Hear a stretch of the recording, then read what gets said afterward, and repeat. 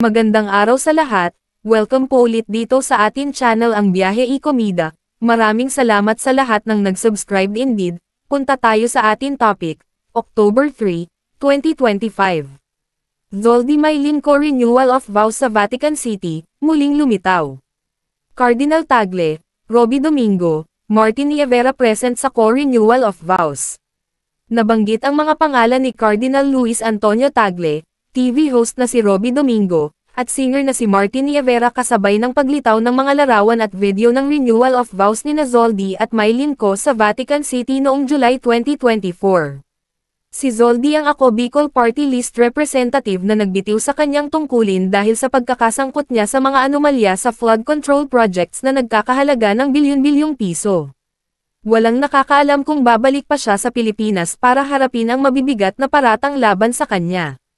Si Maylin naman ay Chief Financial Officer ng infrastructure company na SunWest, Inc., na pag-aari ng pamilya ko.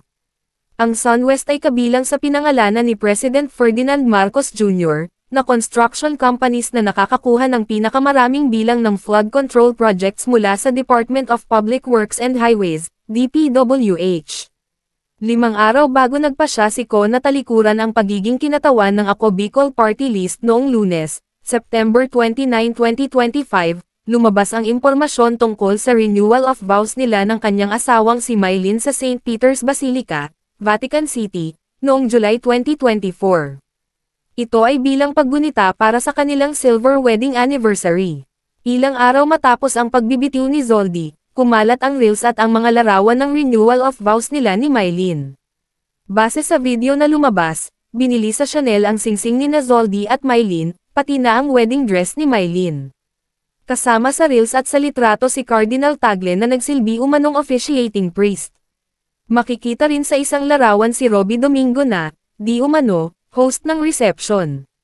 Sa isa pang larawan, makikita namang hinaharana ni Martin Nievera si Maylin. Nangyari ang renewal of vows ng mag-asawang ko nang hindi pa nasasangkot si Zoldy sa korupsyon at sa bilyon-bilyong pisong anomalya sa flood control projects. Malaki ang posibilidad na walang alam sina Cardinal Tagle, Robby, at Martin sa pagkatao ng mga kumuha sa kanilang serbisyo. Wala itong ipinagkaiba sa mga entertainment personality na inimbitahang magtanghal sa magarbong Christmas party ng kumpanya ng mag-asawang Sara at Curly Discaya noong Desyembre taong 2024. Tinanggap ng mga artista ang imbitasyon dahil bahagi ito ng kanilang propesyon kaya hindi sila dapat idawat sa pagkagalit sa corrupt public officials. Sa panayam ni Rico Hizon kay Cardinal Tagle, nagsalita ito tungkol sa korupsyon. Ipinaalala niya sa lahat, lalo na sa mga tiwaling opisyal ng pamahalaan, we are stewards. No one should pretend to be the owner and the lord of everything. Can you please look at yourself and with humility say, I am not God. The government officials are not owners of the nation's wealth, but administrators who must manage public funds honestly and responsibly. Sa aming palagay, walang pagkakamali si Robby nang tanggapin nito ang trabahong maging host sa marangyang pagtitipon ng mag-asawang ko. Wala rin social media post si Robby tungkol sa partisipasyon niya sa renewal of vows ng dating kongresista at ng asawa nito, pero makikita sa kanyang Instagram post na nagpunta sila ng misis niyang si Mike Pineda sa Italy noong July 2025. Kung may naidulot na kabutihan ang paglabas ng mga larawan ng mga pinagbibintangang naglustay ng salapi ng taong bayan, ito ay ang pagiging maingat ngayon ng mga artista at ng mga manager nila sa pagtanggap ng mga show. Inaalam ng mabuti ng mga artista at ng mga namamahala sa career nila ang pagkatao ng mga nagnanais kumuha sa kanilang mga serbisyo para hindi na sila madamay sa puot ng publiko sa mga mapagsamantalang politicians, government officials, at contractors.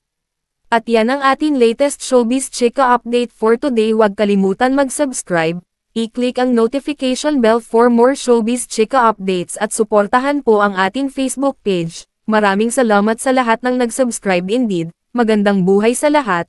Adios.